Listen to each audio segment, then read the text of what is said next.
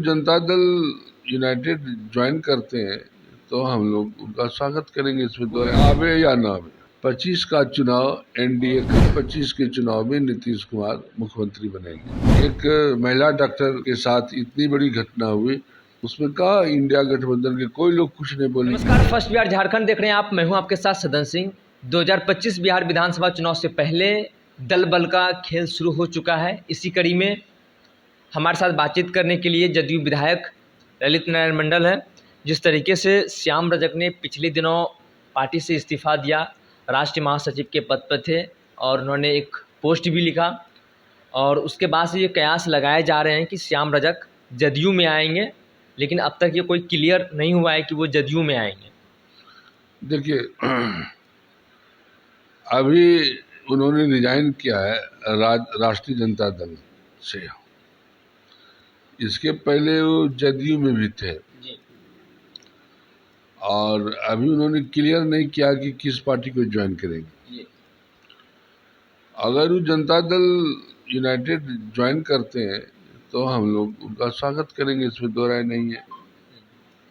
यानी स्वागत करने के लिए आप लोग श्याम रजक का तैयार है? हाँ, काहे नहीं, तैयार हैं, आ रहे हैं लोग। अगर नीतीश कुमार में उनकी आस्था है तो स्वागत करने में क्या दिक्कत है, कोई परेशानी नहीं है। लेकिन अब तक कंफर्म नहीं हुआ है, लेकिन पार्टी से तो वो इस्तीफा दे दिए कि किस ओर जाएंगे, जदयू में जाएंगे कि नहीं अभी। इसलिए हम कहे कि अभी तक तो उनको न सोचना है कहाँ जाएंगे। जी। इसलिए वो जब तक कुछ सोचे नहीं है तो हम लोग क्या कहेंगे, जी। इस बारे में हम कुछ कह नहीं सकते हैं। 6 बार से विधायक हैं श्याम रजक और राबड़ी देवी के समय में भी मंत्री थे और काफ़ी लंबे समय से हैं, धोबी समाज से आते हैं। उनको आने से क्या जदयू को फ़ायदा मिलेगा? देखिए, कोई आवे या ना आवे, 25 का चुनाव एनडीए का है और हम लोग तो क्षेत्र में रहते हैं। एनडीए की एक बयार बह गई है और फिर 25 के चुनाव में नीतीश कुमार मुख्यमंत्री बनेंगे। इसलिए विभिन्न दल के नेता अपना भविष्य खोजने के लिए एनडीए में आ रहे हैं, जदयू में ज्वाइन करते हैं।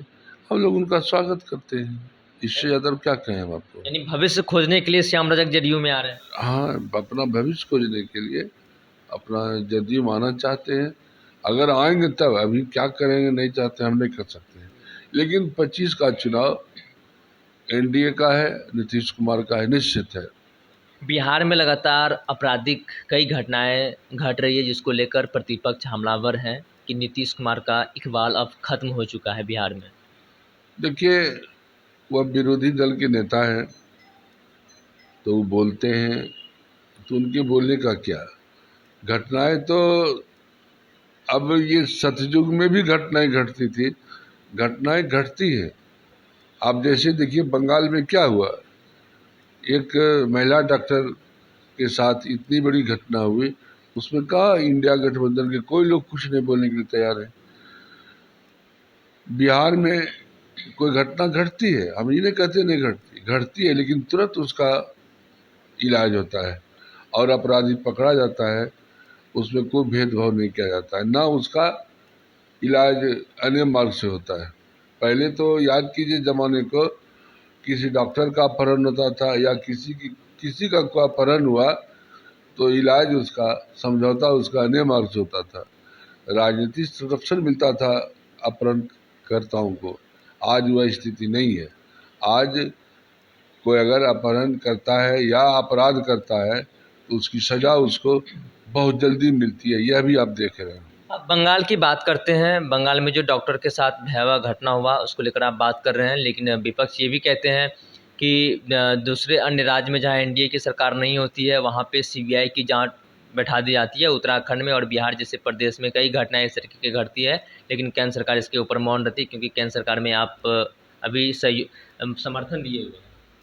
ऐसी बात नहीं, बिहार में भी कई घटनाएं घटी हैं जिसमें कि नीतीश कुमार अपने से डायरेक्ट सीबीआई को मामला सौंपे हैं, अपने से सौंपे हैं। वहाँ भी डॉक्टर के दबाव में, डॉक्टर संगठन के दबाव में बंगाल सरकार उसको सीबीआई को सौंपे हैं और उसका इलाज होगा। बिहार में भी ऐसी कोई घटना नहीं है जिसको कि सीबीआई को नहीं सौंपा गया है। कोई घटना जैसे पेपर लीक कांड हुआ, तुरंत मुख्यमंत्री ने उसको सीबीआई को सौंप दिया है। कोई भी घटना होती है यहाँ पर सीबीआई को सौंप दिया जाता है। यहाँ किस एनडीए का सरकार हो या जिसकी सरकार हो, ऐसी बात नहीं है।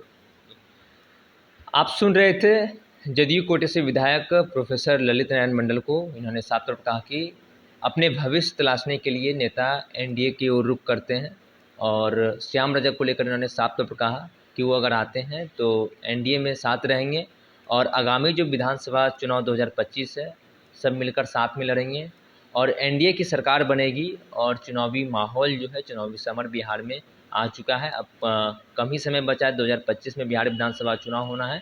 उसको लेकर जदयू के विधायक ने साफ तौर पर कहा कि हम लोग क्षेत्र में एक्टिव हो चुके हैं। वहीं जो घटनाएं जो बंगाल में जो हुई थी उसको लेकर उन्होंने साफ तौर पर कहा कि जो बंगाल में जो घटनाएं घटी उसको लेकर कोई भी विपक्ष के लोग चुप थे और हम लोग बोलते रहे। बहरहाल इस खबर में इतना ही। आगे की अपडेट के लिए आप बने रहिए फर्स्ट बिहार झारखंड पर। मैं सिंह पटना। ये लो मुंह मीठा करो, आज मैंने अपना जॉब छोड़ दिया, अब हम पूर्णिया वापस जाएंगे। जॉब छोड़ दिया है? मतलब ये घर कैसे चलेगा? हम करेंगे क्या? और माँ बाबूजी क्या बोलेंगे? इसलिए मैं एक और मिठाई का डब्बा लाया। अपने बिजनेस के लिए लोन अप्रूव हो गया। अरे लोन अप्रूव हो गया वो तो ठीक है, लेकिन पूर्णिया में हम रहेंगे कहाँ? अपना घर भी तो नहीं है वहाँ। इसलिए तो एक और मिठाई का डब्बा अलग से लाया हूँ। हमने पूर्णिया में घर ले लिया है, पूर्णिया के ई होम्स पैनोरमा में। पूर्णिया में पैनोरमा ग्रुप लेकर आए हैं ई होम्स पैनोरमा। बड़ा घर, आलीशान जिंदगी और अत्याधुनिक सुविधाओं के संग। अरे अरे, अब क्यों मुंह मीठा करवा रही हो? क्योंकि हम घर वापसी जो कर रहे हैं।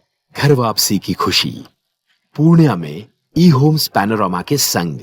ई homes panorama, luxurious lifestyle redefined.